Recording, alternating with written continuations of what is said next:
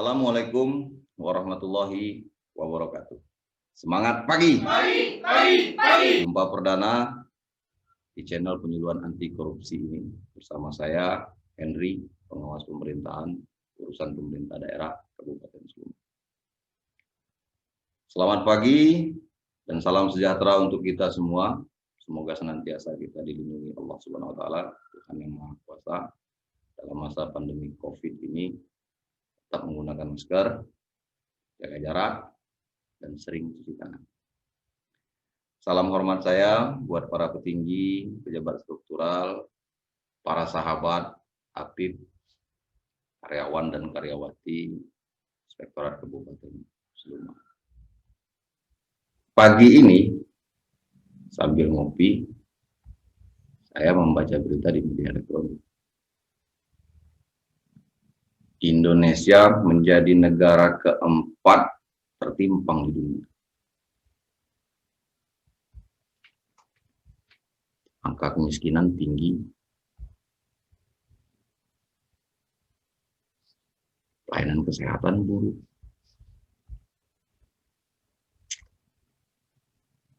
kualitas pendidikan, Masya Allah. Padahal negeri kita ini kaya. Indonesia ini diapit 2 benua dan 2 samudra. Menjadi jalur perdagangan laut. Kekayaan alam berlimpah. Ada 220.000 jenis fauna. Ada 30.000 keragaman hayati. Ada 7,2 triliun potensi maritim. Gas alam, minyak. Minyak di negeri kita ini itu dari bawah dan dari atas. Dari bawah tambang minyak, dari atas minyak jelantah. Sawit. Cadangan emas Indonesia sampai 78,5 ton. Setara dengan 3,7% cadangan devisa. Belum lagi masyarakat, sumber daya manusianya. Ada 746 suku bangsa. Dari Sabang sampai Merauke. Kita ini kaya raya. Tapi mengapa angka kemiskinan tinggi, tingkat pengangguran tinggi, tingkat pendidikan rendah, pelayanan kesehatan buruk? Lamalah saya berpikir, apalah masalahnya. Ternyata setelah saya timbang-timbang, akar masalahnya itu ada di korupsi.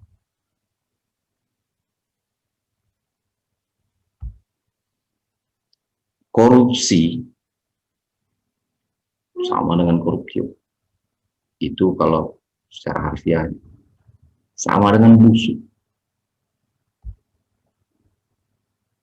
Menurut Robert Kildart,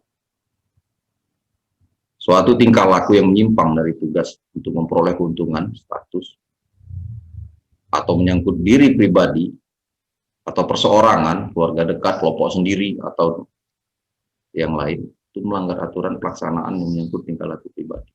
Itu menurut Robert Kildart.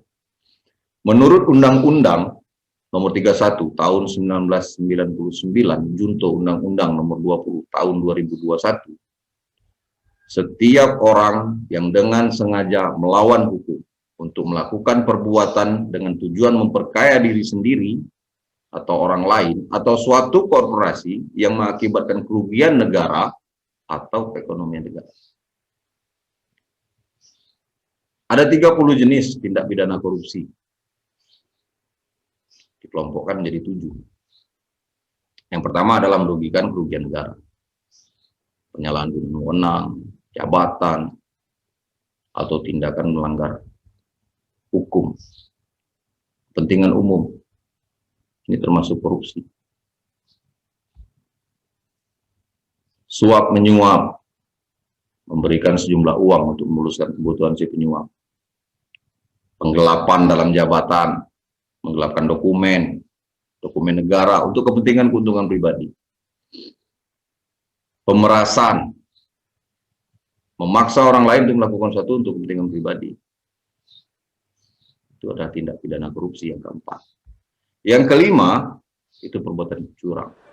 Sekecil apapun pengkhianatan yang kau lakukan, wa may yaghlul, siapa yang curang, ya'ti bima ghalla yaumal qiyamah, kau akan membawa kecuranganmu pada hari kiamat. Sekecil apa? Faman ya'mal mithqala dzarratin khairan yarah, sebesar biji sawi.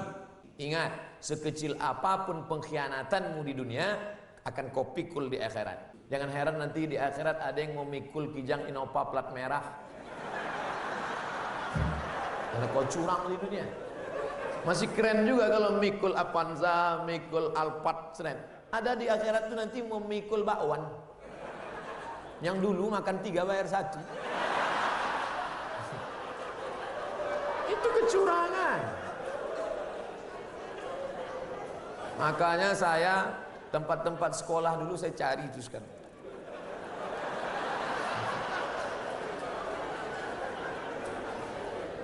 Sangka menangis di pintu Ka'bah, pergi ke Makkah, duit banyak, umrah, labbaik Allahumma labbaik, labbaik, selesai. Mana bisa?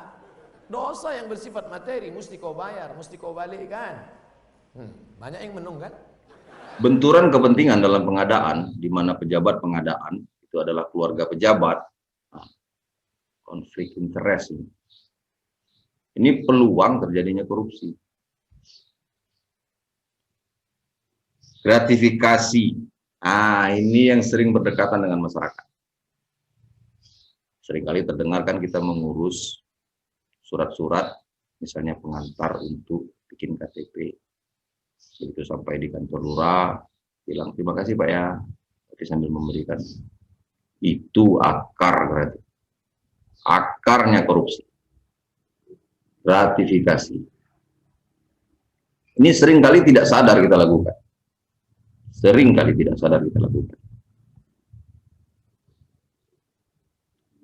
Korupsi adalah kejahatan yang luar biasa. Extraordinary crime. Korupsi itu sama dengan pengkhianatan. Jadi saya pesankan, jangan jadi pengkhianat. KPK mempunyai strategi pemberantasan korupsi, yaitu penindakan yang memberi efek menimbulkan rasa takut untuk korupsi, perbaikan sistem agar tidak bisa korupsi, yang ketiga adalah edukasi dan kampanye, supaya kita atau orang atau masyarakat ini tidak mau korupsi, serta berperan aktif untuk menyuruh anti korupsi. Amal ma'ruf nahi munkar. Saya kira sudah saatnya kita berubah menjadi agent of change. Kalau bukan kita, kapan lagi? Bagaimana agar kita tidak menjadi bagian dari pengkhianat bangsa? Yang pertama adalah integritas. Kita munculkan integritas dalam diri kita sendiri. Integritas itu adalah pola pikir dan perasaan, ucapan, perilaku yang selaras dengan hati nurani dan sesuai dengan norma dan ketentuan yang berlaku. Ada 9 nilai-nilai anti korupsi yang harus kita tanamkan pada diri kita. Jupe mandi, tangker sebedil. Jujur, peduli, mandiri, disiplin, tanggung jawab, kerja keras, sederhana, berani, dan adil. Orang yang integral adalah orang yang memiliki integritas pribadi, berkepribadian utuh. Setiap tindakan dan perilakunya itu merujuk pada nilai moral dan etika. Perkataan dan perbuatannya itu satu, selaras. Dia patuh pada kode etik yang telah disepakati dan tidak melanggar sumpah jabatan. tidak tergoda untuk melakukan penyelewengan dengan wewenang yang dimiliki, serta menjadi panutan.